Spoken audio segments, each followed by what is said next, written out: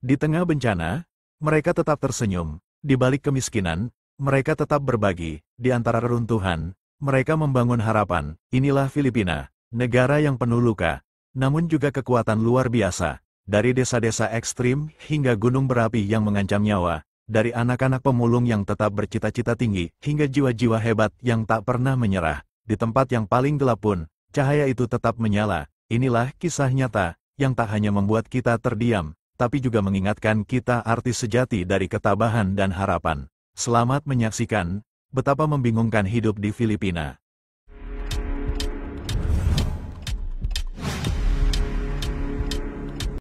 Di balik senyuman hangat, pantai eksotis, dan lagu-lagu merdu dari karaoke di malam hari, tersimpan sebuah kenyataan yang jarang dilihat dunia luar. Inilah Filipina, negara yang penuh warna, namun penuh kontras. Di satu sisi, surga tropis. Di sisi lain, realitas keras kehidupan.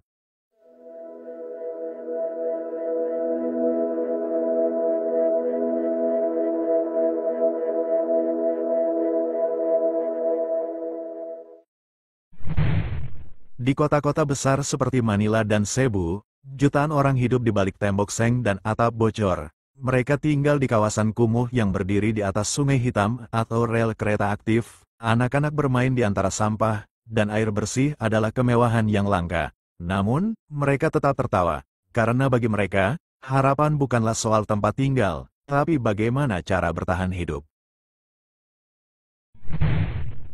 Di Filipina, si kaya dan si miskin hidup berdampingan, tapi tak pernah benar-benar menyatu. Di sisi satu jalan, berdiri mal mewah dan kondominium pencakar langit. Di sisi lainnya, tenda plastik dan warung sederhana yang berjuang melawan waktu. Lebih dari 10 juta warga Filipina bekerja di luar negeri demi menghidupi keluarga mereka. Mereka disebut pahlawan modern, karena uang kiriman mereka menyelamatkan ekonomi negara. Tapi, di balik julukan itu, ada air mata rindu, pengorbanan, dan keluarga yang terpisah bertahun-tahun. Meski dilanda tantangan, masyarakat Filipina memiliki kekuatan luar biasa, semangat komunitas, gotong royong, tradisi, bayanihan, di mana satu kampung akan membantu memindahkan rumah, masih hidup. Mereka mungkin tidak kaya secara materi, tapi kaya dalam kebersamaan. Generasi muda Filipina tidak tinggal diam. Mereka belajar, berkarya, dan bermimpi besar. Mereka ingin memutus rantai kemiskinan. Dari gang sempit dan ruang kelas sederhana, lahir harapan baru. Filipina bukan sekadar negara kepulauan, ia adalah rumah bagi jiwa-jiwa tangguh yang berjuang dalam diam. Di balik keindahan tropisnya, ada kisah-kisah nyata tentang keteguhan, harapan, dan cinta.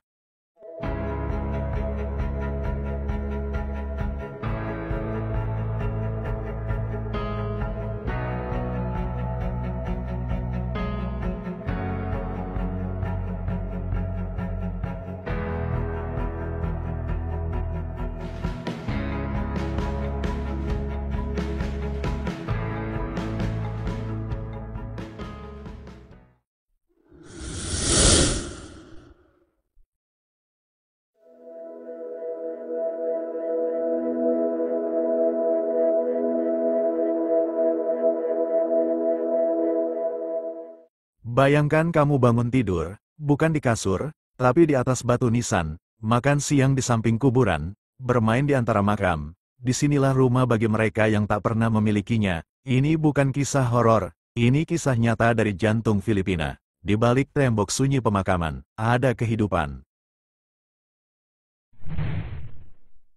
Pemakaman seperti Manila North Cemetery dan Navotas Public Cemetery bukan hanya tempat peristirahatan terakhir. Di balik pusara dan nisan, ada ratusan keluarga yang hidup, bekerja, bahkan membesarkan anak-anak mereka.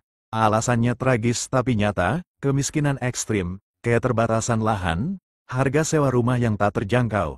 Tak ada pilihan lain selain tinggal di tempat orang mati. Banyak dari mereka bekerja sebagai penggali kubur, tukang bersih-bersih makam, atau penjaga malam. Sebagian lainnya hanya menumpang hidup di atas struktur makam karena tidak punya rumah sama sekali. Anak-anak berlarian di lorong-lorong sempit di antara nisan, beberapa bahkan belajar dan tidur di atas makam beton. Bagi mereka, Ini sudah biasa, kuburan bukan lagi tempat menakutkan, melainkan taman bermain, ruang tamu, dan sekolah kehidupan. Namun mereka tumbuh dengan banyak keterbatasan, tidak ada akses pendidikan yang layak, sanitasi buruk, risiko kesehatan tinggi, minimnya rasa aman, tapi mereka tetap tersenyum, karena dalam dunia mereka yang kelam, harapan adalah satu-satunya yang masih hidup. Di pagi hari, asap dapur mengepul dari atas makam, ibu-ibu menanak nasi dengan kompor portable, anak-anak menyikat gigi dengan air dari selang kuburan. Malam hari, mereka menyalakan lilin atau lampu minyak, suara jangkrik bersatu dengan doa-doa kematian yang dibacakan di ruang sebelah. Di tengah kehidupan yang keras, ada solidaritas. Sesama penghuni kuburan saling bantu. Mereka menciptakan komunitas kecil, lengkap dengan peraturan, jadwal giliran bersih-bersih, dan bahkan acara gotong royong.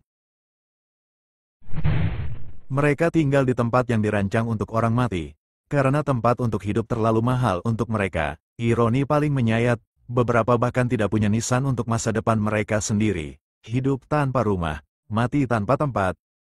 Dunia melihat pemakaman sebagai tempat sunyi, tapi di Filipina, tempat itu penuh suara kehidupan, bukan karena pilihan, tapi karena terpaksa. Di antara kuburan, mereka hidup. Tapi sampai kapan?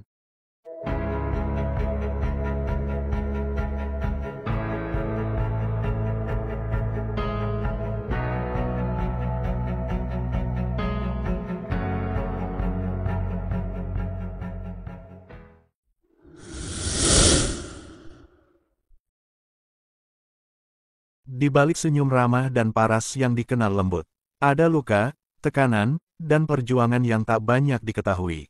Wanita Filipina dikenal kuat, tapi dunia tak tahu seperti apa mereka benar-benar bertahan.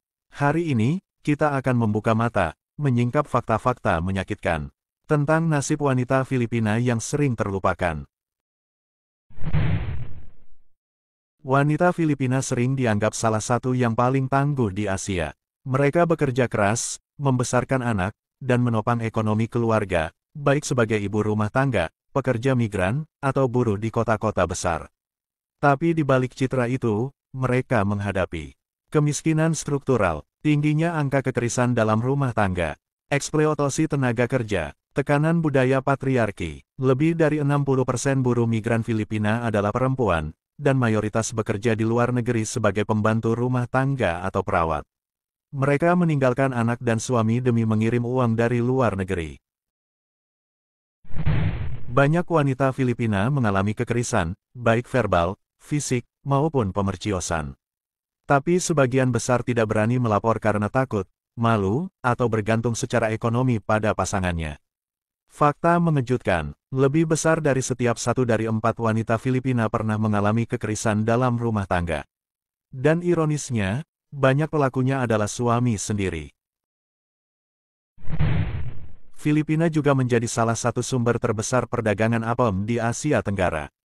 Banyak wanita dari pedesaan direkrut secara paksa atau ditipu dengan janji pekerjaan, tapi akhirnya diperjualbelikan apemnya, dipaksa menikah dengan pria asing, bekerja tanpa upah dan tanpa hak.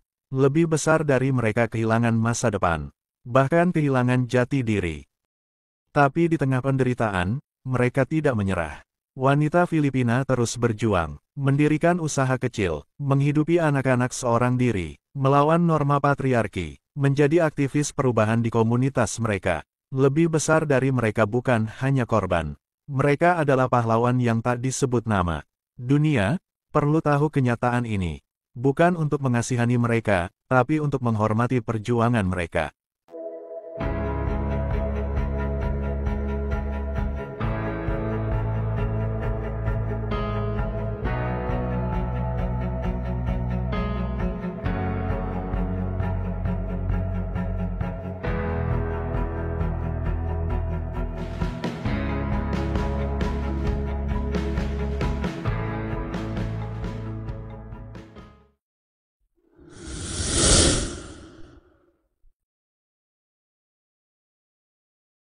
Bayangkan sebuah tempat, di mana anak-anak berlari tanpa alas kaki di antara tumpukan sampah.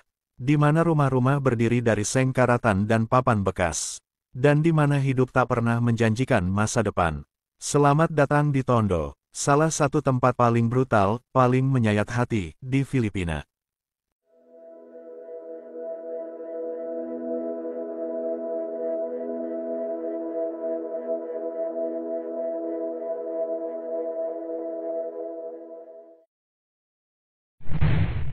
Tondo adalah distrik di jantung Manila, tapi bukan bagian yang mewah. Ini adalah wilayah yang penuh sesak, panas, dan berdebu. Dengan lebih dari 600.000 orang tinggal berdesakan di area sempit yang tidak layak huni.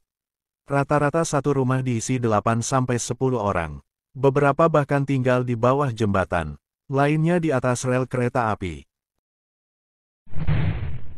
Bagi banyak anak di Tondo, hidup dimulai di tempat sampah. Banyak dari mereka tumbuh di atas tumpukan limbah, mengais makanan sisa dan plastik untuk dijual. Yang mengejutkan, anak usia 5 tahun sudah bekerja, menggendong karung, berjalan berjam-jam, dan menghasilkan kurang dari 50 peso per hari. Itu setara dengan Rp15.000 untuk hidup. Banyak anak Tondo tidak sekolah, bukan karena malas, tapi karena tidak mampu beli seragam, atau bahkan sendal. Ada anak yang berkata, "Aku ingin sekolah, tapi aku harus bantu ibu cari makan." Kata-kata yang seharusnya tidak keluar dari mulut bocah 7 tahun. Di Tondo, geng jalanan dan merajalela, remaja banyak yang terjerat, beberapa terpaksa menjadi kurir hanya demi makan malam. Polisi sering melakukan razia brutal, dan banyak anak muda hilang, tanpa kabar, tanpa pengadilan. Namun, di balik semua penderitaan itu, ada senyum dan tawa. Anak-anak Tondo tetap bermain. Mereka tertawa meski lapar. Mereka masih punya mimpi, meski dunia seakan menolak mereka hidup. Ada para relawan yang datang membawa makanan, pelajaran, bahkan harapan. Ada guru-guru jalanan yang mengajar di trotoar. Dan ada pemuda-pemudi Tondo yang berjuang keluar dan kembali untuk membantu. Tondo bukan hanya cerita kelam, tapi juga cermin dari dunia yang tak adil. Saat kita mengeluh karena sinyal Wi-Fi lemot, di sisi lain dunia, ada anak-anak yang tidak tahu rasanya kenyang. Apakah kita hanya akan menonton, atau mulai peduli? Karena setiap kisah mereka layak untuk didengar, dan setiap jiwa mereka layak untuk hidup layak.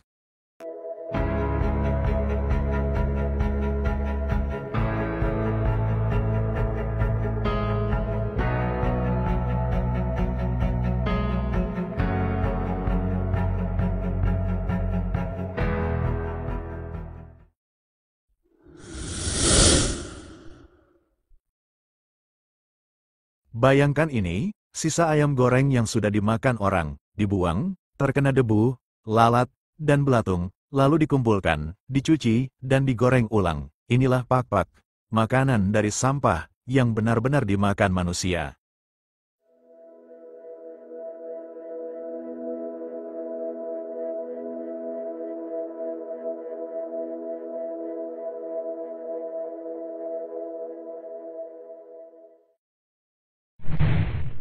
Di balik hiruk-pikuk kota Manila, ada tempat bernama Tondo, salah satu daerah termiskin di Filipina. Disinilah, pakpek menjadi penyelamat, sekaligus simbol keputusasaan. Pakpek secara harfiah berarti, ditepuk-tepuk, karena makanan itu harus ditepuk dulu agar kotorannya hilang. Tapi, tak ada yang benar-benar bersih dari sesuatu yang sudah dibuang. Yang dimakan bukan ayam baru, melainkan sisa dari restoran cepat saji yang diambil dari tempat sampah. Bukan karena mereka tidak tahu bahaya kesehatan. Bukan karena mereka ingin, tapi karena mereka tidak punya pilihan. Harga seporsi pakpek hanya sekitar 20 peso, sekitar Rp6.000. Bagi warga miskin Tondo, itu satu-satunya yang mereka mampu beli. Beberapa keluarga memasaknya di rumah. Yang lain membeli dari penjual keliling yang menjajakan pakpek seperti dagangan biasa. Pakpek dikumpulkan dari tong-tong sampah di belakang restoran cepat saji. Sampah itu dibawa ke rumah, dicuci pakai air keruh, lalu digoreng ulang. Kadang masih ada tulang, kulit, sisa saus, dan kotoran. Tapi yang penting, itu bisa dimakan. Anak-anak, ibu hamil, lansia, semua makan itu. Dan meski sudah banyak kasus keracunan, infeksi usus, hingga tifus, pakpek tetap laris. Seorang ibu berkata, saya tahu ini kotor, tapi daripada anak-anak saya tidak makan sama sekali. Anak kecil berusia 7 tahun tertawa sambil berkata, favoritku ayam pakpek, kadang ada yang pedas, sederhana, polos, dan itulah yang paling menyayat hati. Mereka tidak tahu ada kehidupan yang lebih layak. Karena bagi mereka, inilah hidup. Pakpek bukan makanan, ia adalah bom waktu. Bakteri seperti E. coli, Salmonella, dan Listeria bisa menyebabkan keracunan makanan, diare kronis, infeksi organ dalam, bahkan kematian jika tidak ditangani. Tapi bagi orang miskin, dokter dan obat-obatan bukanlah sesuatu yang bisa mereka akses dengan mudah. Makan pakpek seperti bermain lotre nyawa setiap hari. Meski kelam, ada secercah harapan. Lembaga sosial, relawan, dan komunitas mulai turun tangan. Mendirikan dapur umum, mengajarkan sanitasi, membangun kesadaran akan bahaya pakpek. Tapi pekerjaan ini belum selesai. Dan Tondo masih menangis dalam diam. Pakpek bukan hanya makanan dari sampah. Ia adalah simbol dari dunia yang gagal memberi makan semua anaknya. Di saat sebagian orang membuang makanan berlebih, ada anak-anak yang menggali tempat sampah hanya untuk sesuap nasi. Pertanyaannya adalah, apakah kita akan terus menutup mata, atau mulai peduli, dan melakukan sesuatu?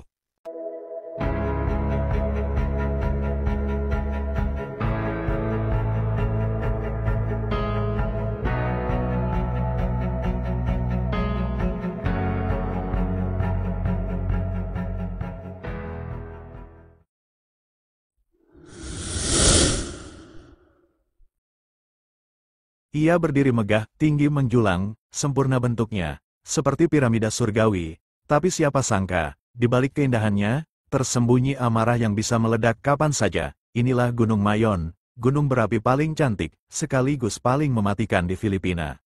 Gunung Mayon terletak di Provinsi Albay, Pulau Luzon.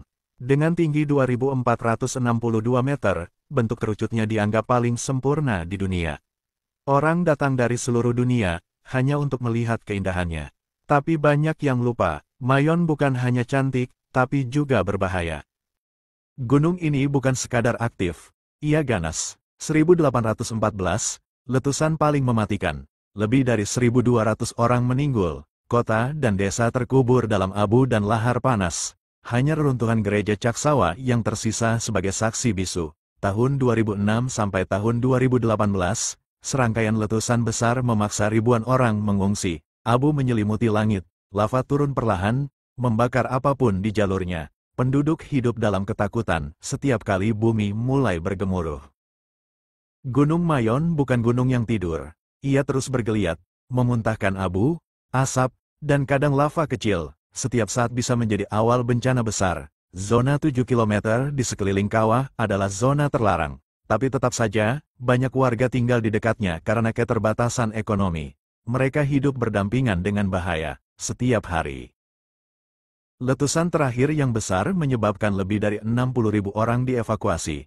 Mereka tinggal di tenda-tenda darurat, sekolah digunakan sebagai tempat pengungsian, anak-anak belajar di bawah bayang-bayang awan abu, orang tua kehilangan sawah dan ladang. Hidup mereka hancur, karena si cantik yang marah. Gunung Mayon bukan hanya ikon Filipina. Ia adalah simbol konflik antara alam dan manusia, antara keindahan dan kehancuran, antara kekaguman dan ketakutan. Banyak pendaki tergoda menaklukkan Mayon, tapi medan curam, aktivitas vulkanik, dan cuaca ekstrim membuatnya salah satu gunung berapi paling berbahaya untuk didaki. Beberapa orang tidak pernah kembali. Gunung Mayon mengajarkan kita satu hal. Alam bisa sangat indah, dan sangat mematikan di saat yang sama. Kita bisa memuja kecantikannya, tapi jangan pernah meremehkan amarahnya, karena sekali ia murka, tak ada yang bisa menghentikannya. Filipina bukan sekadar negara kepulauan dengan pantai indah dan senyum ramah penduduknya, tapi juga tanah yang menyimpan kontras paling tajam di Asia Tenggara. Di satu sisi, ada keindahan alam yang luar biasa. Di sisi lain, ada realita keras yang menyayat hati. Dari anak-anak yang memakan pak-pak demi bertahan hidup, hingga gunung berapi yang meledak dengan amarah mematikan. Dari daerah-daerah ekstrim yang terlupakan, hingga jiwa-jiwa tangguh yang bertahan di tengah kemiskinan dan bencana. Inilah wajah Filipina yang jarang dilihat dunia, wajah penuh luka, kekuatan, dan harapan. Dan lewat video ini, semoga kita bisa lebih peduli, lebih menghargai, dan tak lagi menutup mata terhadap kenyataan. Jangan lupa like, komentar, dan subscribe untuk terus mengikuti kisah-kisah nyata paling ekstrim dari berbagai penjuru dunia. Sampai jumpa di video berikutnya.